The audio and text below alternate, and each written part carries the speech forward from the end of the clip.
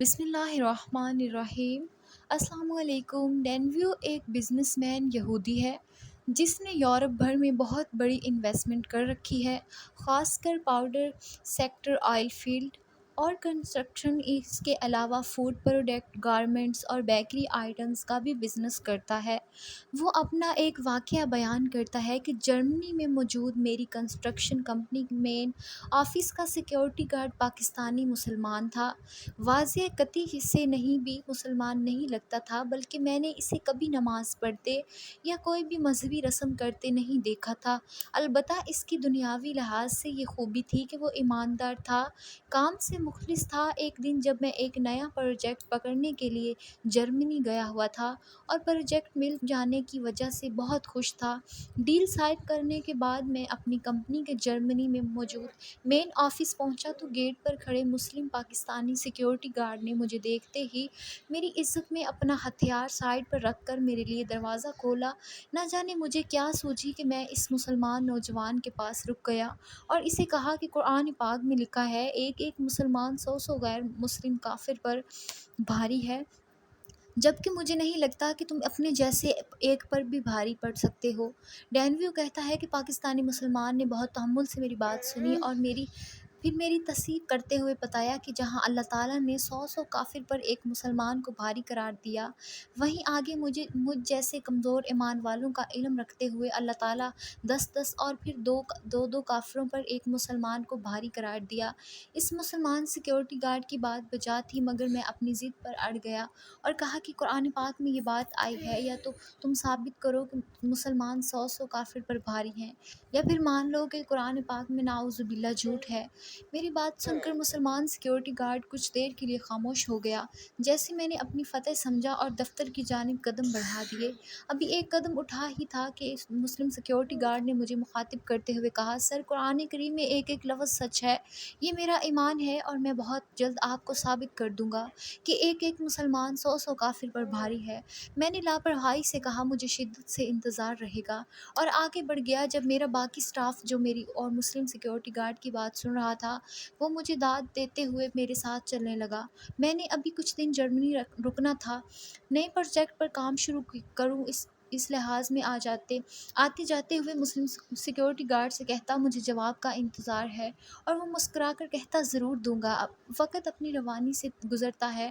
جس دن صحیح پروجیکٹ پر کام شروع ہونا ہوتا ہے، اس سے پہلے ایک شام میں کمپنی کے مین آفس میں ایک پارٹی رکھتا ہوں، جس میں وہ اپنی مختلف کمپنیوں کے 750 لوگوں کو مدعو کرتا ہوں تاکہ وہ اپنی رائے دیں اور اپنی نیک خواہشات کا اظہار کریں۔ پارٹی شروع ہونے سے پہلے سب کو بھاری اسٹیج پر بلایا جاتا ہے۔ سب سے پہلے میں جاتا ہوں اور نئے پروجیکٹ کی ڈیل کے متعلق بتاتا ہوں۔ اس کے بعد میرے نئے پروجیکٹ کے مینیجر کو دعوت دی جاتی ہے، مگر اس سے پہلے ہی مسلمان سیکیورٹی گارڈ اسٹیج پر پہنچ جاتا ہے، گن لوڈ کرتا ہے اور سب کو آرام سے بیٹھنے کا حکم دیتا ہے۔ اس کے بعد مجھے مخاطب کرتے ہوئے کہتا ہے کہ سر، کوئی سے 100 غیر مسلم کھڑے کریں جو اکیلے مسلم میرا سیکیورٹی گارڈ کا مقابلہ کر سکیں۔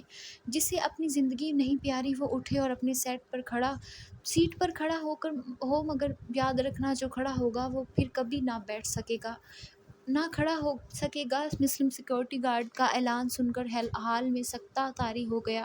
میں اٹھ کر بات کرنا چاہتا تھا، مگر ہمت نہیں پڑ رہی تھی۔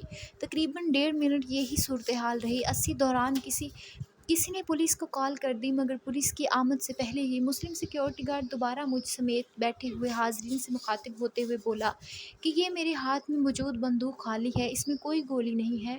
میں بس اپنی اس بات کو یہ بات سمجھانا چاہتا تھا کہ قرآن کریم میں جو کچھ بھی لکھا ہے وہ بالکل سچ ہے۔ القرآن اللہ تعالیٰ کا کلام ہے، اور اللہ تعالیٰ تو جھوٹوں پر لعنت بھیجتا ہے۔ پھر قرآن پاک میں جھوٹ کیسے ہو سکتا ہے؟ میں آج اور اسی وقت اپنی جاب چھوڑ کر جا رہا ہوں، کیونکہ میں کسی ایسی جگہ پر جاب نہیں کرنا چاہتا جہاں میرے ایمان مشکوک بنا دیا جائے۔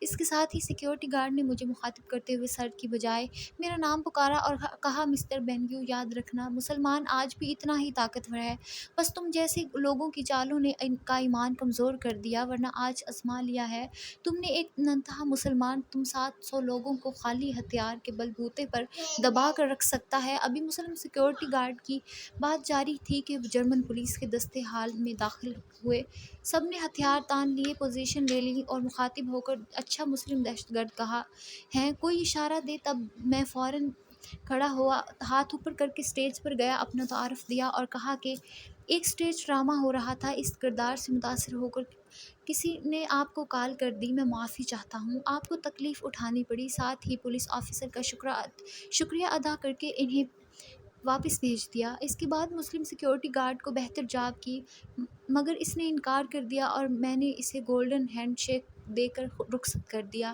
اس واقعے کے بعد میں نے 2 نتیجے اخذ کیے اور ان کو اصول بنا لیا ہے۔ نمبر 1، کبھی بھی کسی کے مذہب کے متعلق گفتگو نہیں کرنی چاہیے جس سے اسے تکلیف پہنچے، کیونکہ تکلیف کسی بھی وقت میں بدل سکتی ہے۔ اور نمبر 2، نہ ہی مسلمان کمزور ہے اور نہ ان کا ایمان کمزور ہے، بس مسلمانوں کے ایمان تازہ رکھنے لیے علماء کمزور ہیں اور ان کی اس کمزوری کا فائدہ پوری غیر مسلم دنیا اٹھا رہی ہے۔